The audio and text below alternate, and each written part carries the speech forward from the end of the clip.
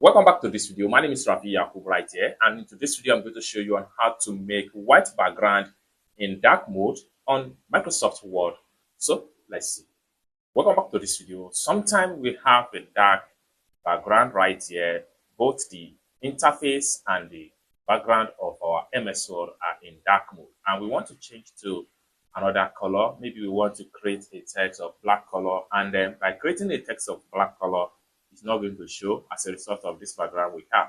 And as a result of that, we can change our color to whatever color of our choice. But in this tutorial, I'm going to simply show you on how to change your background color to white in dark mode.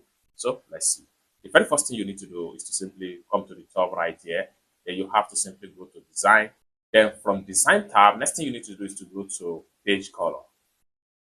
Then it's open up like so. Next thing you need to do is to play around with the color from here.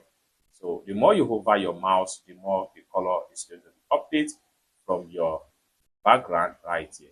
Just like so, as you can see right here. So the more you hover your mouse, the more the background color is changed. And everything depends on how you want it. If you want a pure white background, simply come to the more color right here. Click on more color and this is going to come up. Then from here, you can simply select on pure white background, as you can see.